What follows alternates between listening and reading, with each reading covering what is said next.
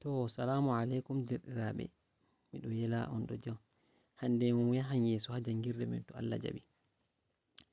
To on numtan jangirde men je sali en voli hala introduction to blockchain, ha en vi blockchain technology, ɗon bana luttuɗi technology ha en vi ɗimon technology hanjum kala hunde ko hoitinta ɓi adama kugal pat hanjum technology.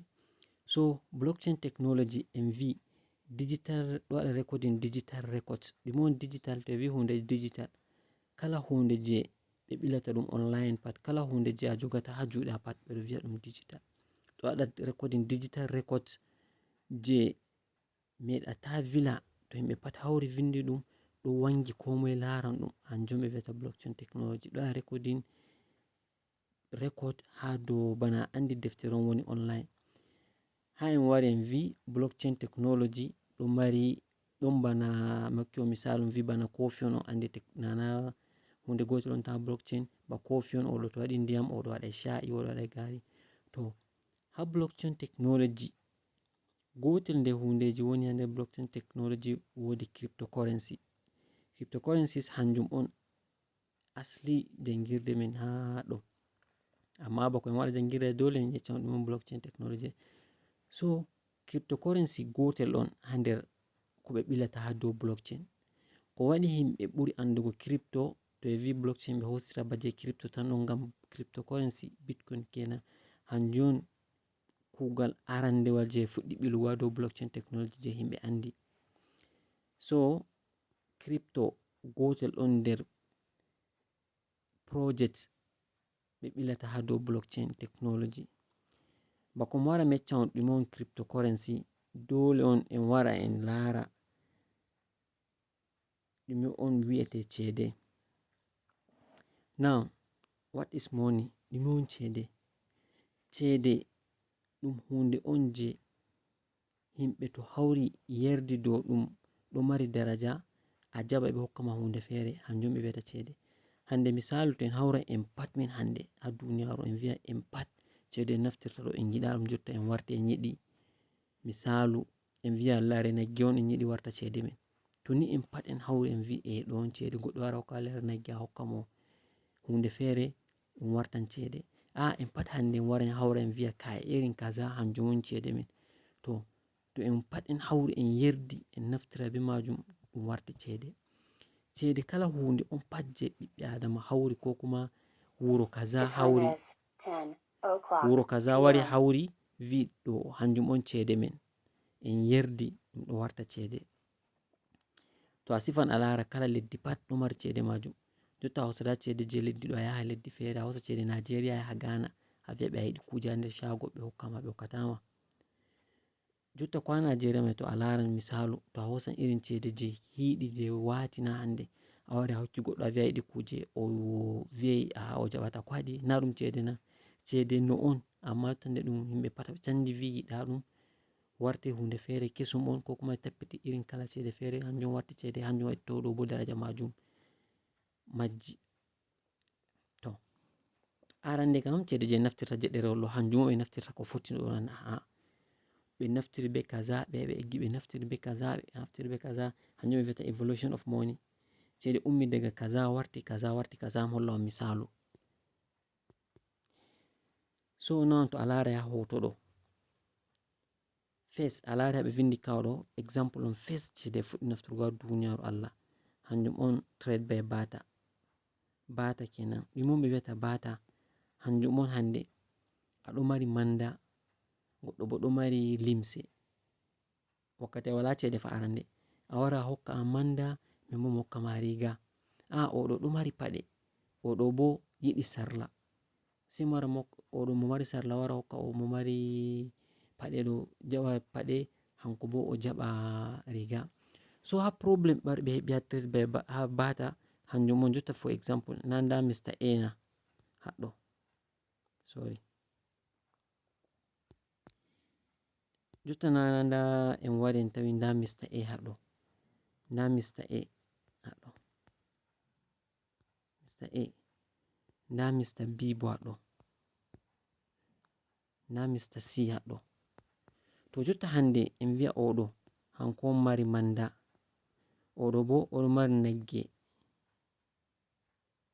oɗo bo oɗo mari en wi'a riga misalu kenan.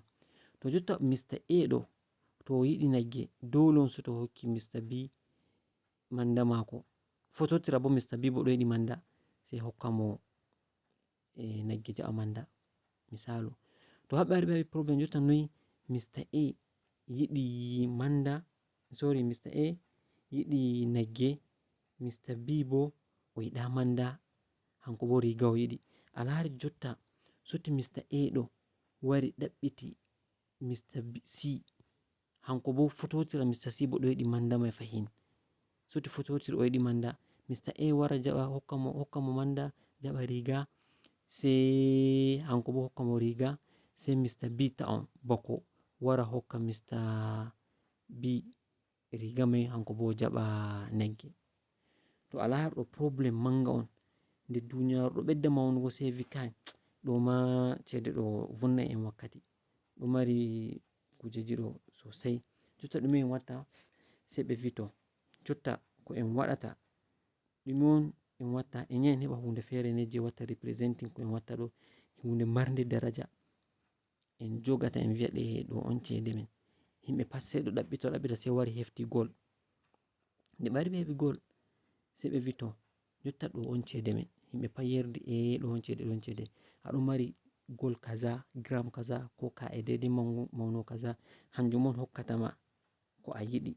Ɓe vi'a jotta for example nda aɗo mari gol gram kaza ba 10 gram misalu, hanjum watta equal to ko sonnata ma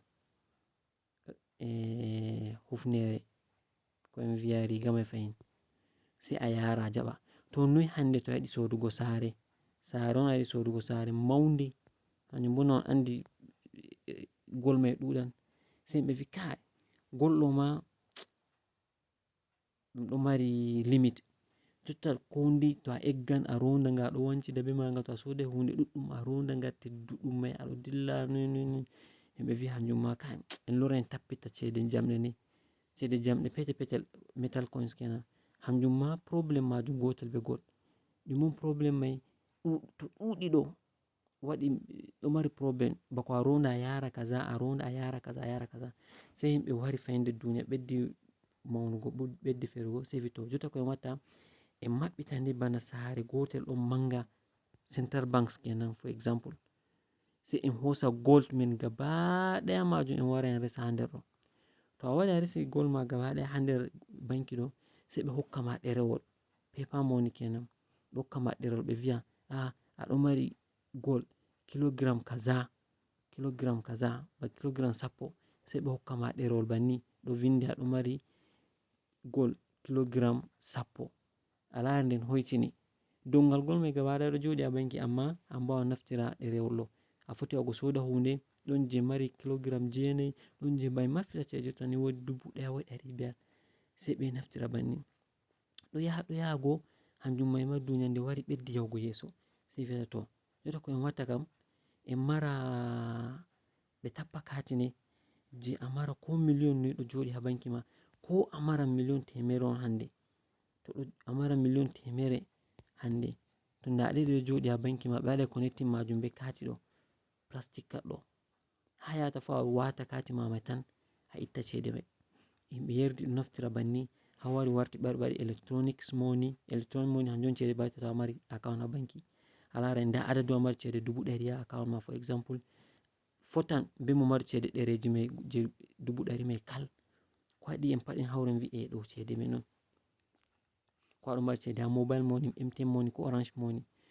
So ɗo hanjum on evolution of money, daga ɗo wara ɗo haɓe wari ɓe heɓi problem, ko waɗi on lari cede jotta for example miɗo ara nde ɓari anka daga electronic money, hanjum sai en wari en heɓi cryptocurrency jotta, amma cryptocurrency ha jotta waɗai dominating duniyaru gaba ɗaya, bana andi hunde hesere on jotta wari, a andi sotti eggi daga ɗo yahi ɗo, wakkati ATM card wari himɓe ɗuɓɓe ɗo yankira ɗum vi'a no a watata cede a ɗuɗɗe a jogi ATM card yel tan, warti banni daga himɓe yiɗa wari warti dole, mi wilan on fami.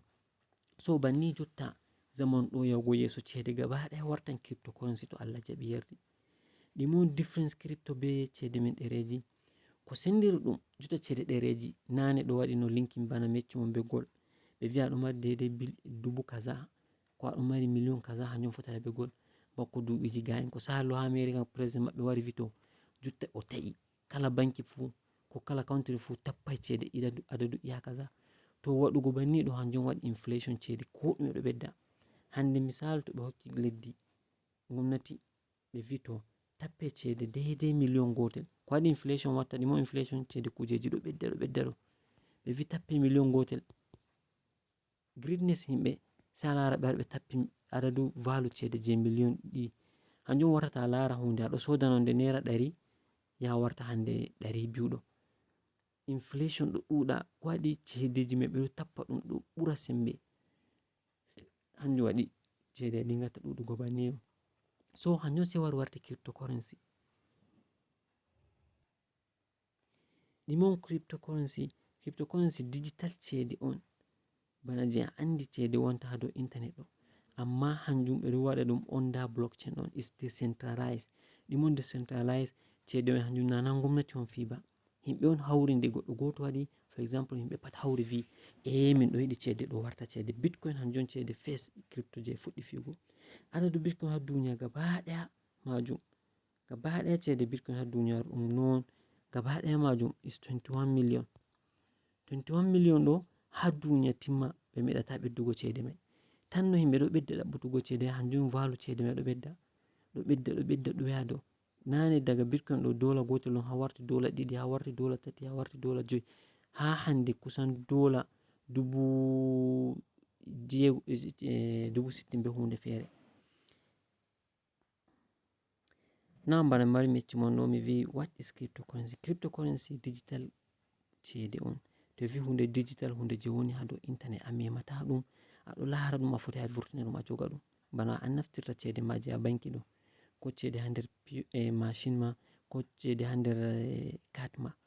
cryptocurrency digital cede on, cede on je woni ha dow internet je ɓe waɗi ɗum ha dow blockchain. bambanci majum be cede je naftirta ha je en jogata ɗereji ɗo ɓe vi'a ɗum fiat money be cede je woni ha banki ma. cede je woni ha banki ma ko cede ɗereji en jogata ɗo hanjum ɓe ɗo tappa ɗum no ɓeddata ɗuɗugo ɗo hanjum ɗo ɓedda waɗu value majum ɗo usta, daraja ɗo usta. mi hokki on misalu ɓe ɗo tappa cede mai kala ndu'u pat kanjum waɗi cede mai no ɓeddata cede mai ɗuɗugo ha duniyaru banni daraja cede mai ɗo usta.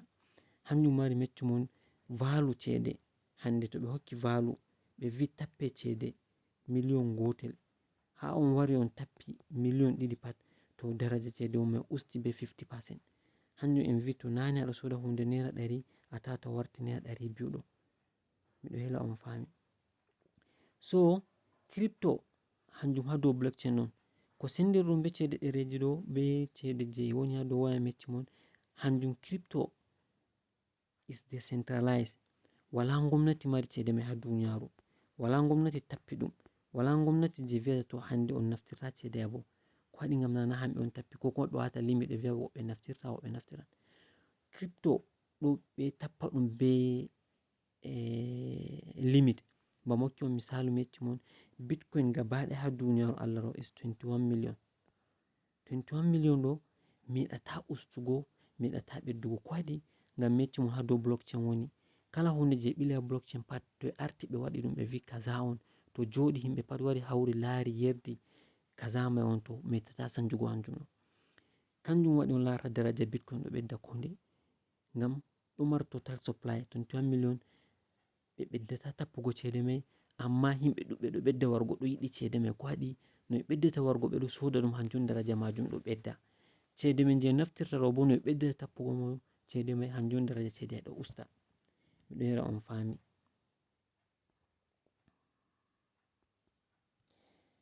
so ɗo on cryptocurrency. so say types of cryptocurrency. en ɗo mari cryptocurrencies kala ɗuɗɗum bana en vi cryptocurrency cede on lari cede en ɗo mari ɗuɗɗum en ɗo mari dollar, en ɗo mari euro, en ɗo mari naira, en ɗo mari sefa. to cryptocurrency hanjum ma ɗum kala kala first crypto je fuɗɗi vurtugo ha duniyaru hanjum on bitcoin. Mare man non video hala bitcoin mai, hanjum on bitcoin. Bitcoin cryptocurrency on, hanjum first je fuɗɗi tappugo ha dow blockchain under cryptocurrencies. Sai en ɗo mari ethereum, en ɗo mari tron, en ɗo mari bnb, en ɗo mari usdt. cedeji mai ɗo ɗuɗi dubuji sosai, bana la ɗuɗugo cede men je en mari ha duniyaru banni ɗuɗugo cryptocurrencies ɗo. miɗo yela on paami. To in summary ni crypto cede on, digital currency on je himɓe pat ko majority himɓe yerdi ɗum cede ɓe wawan ɓe naftira dow ɗewago duɓi seɗɗa to Allah jaɓi. Bana a lari en ummi daga bata warti gold, warti metal coins, warti plastic mastercard ko visa, warti electronics money. Dole on an be hore andi waddi nyalomare je hunde ɗo tammi sanjugo.